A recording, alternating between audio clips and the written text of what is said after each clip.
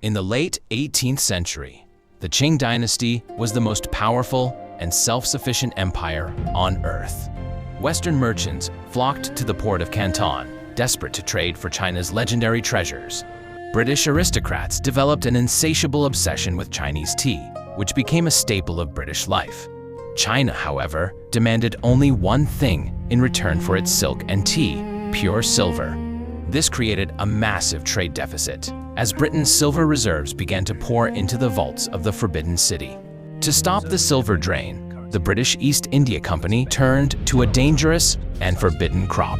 In the fertile fields of Bengal, they began the massive production of high-grade opium. The British smuggled this poison into China, bypassing imperial bans and corrupting local officials.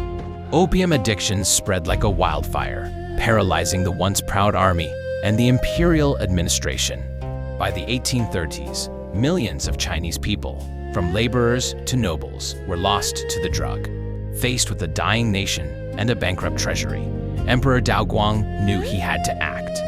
He appointed Lin Zexu, a man of absolute integrity, as special imperial commissioner to Canton. Lin issued a famous letter to Queen Victoria, questioning the morality of the British trade. He arrived in Canton and immediately blockaded the foreign merchant warehouses. He demanded that the British surrender every chest of opium in their possession.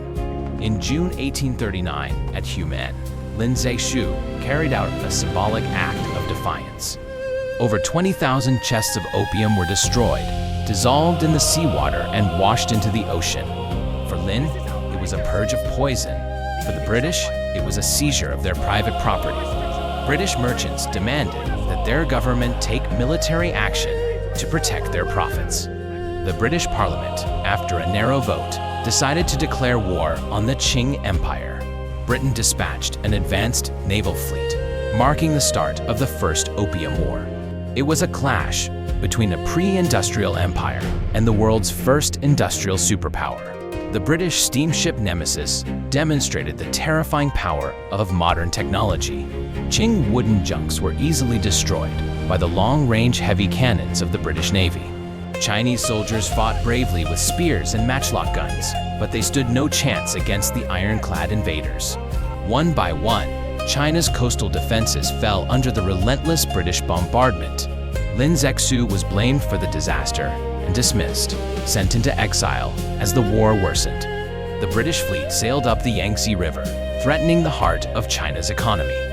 At the Battle of Chinkiang, Manchu soldiers and their families chose death over surrender. The British forces eventually reached the walls of Nanking, leaving the Qing government with no choice.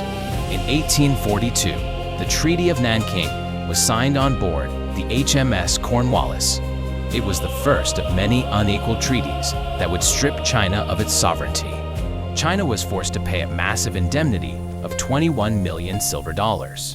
5 major ports, including Shanghai and Canton, were forcibly opened to foreign trade. Most importantly, the island of Hong Kong was ceded to Britain in perpetuity. The British victory was a triumph of industrial power over an ancient civilization. The opium trade did not stop. It grew larger under the protection of the new treaty. The Qing Empire, once the Central Kingdom, was now seen as a sick man of East Asia. This war marked the beginning of China's century of humiliation. It was a trauma that would haunt the Chinese consciousness for generations. The Opium War exposed the danger of looking inward while the world was changing. It showed that when greed drives trade, the human cost is often ignored. The conflict also changed the global balance of power, favoring Western industrial nations. The legacy of Lin Zexu, however, remains a symbol of resistance and moral integrity. Modern China still draws deep lessons from this dark chapter of their history. It serves as a reminder that national strength is the only shield against external aggression. The Opium War is more than just a historical event. It is a lesson in the destructive power of addiction and greed. It reminds us that trade should be built on mutual respect, not on the exploitation of a people's suffering. As the sun sets on the battlefields of the past, we look toward a future where history's mistakes are not repeated. This is the story of the Opium War, a dark reminder of the price of progress and the resilience of a nation. History is a stern teacher, and the Opium War remains one of its most painful lessons. It was a dark intersection where industrial greed met imperial isolation, leaving a scar that changed the world forever. As we look back on these events, let us remember that the true strength of a nation lies not just in its machines, but in its ability to learn and evolve. Thank you for walking through this difficult yet essential chapter of human history with us. If you found this insightful, please like and subscribe for more deep historical journeys.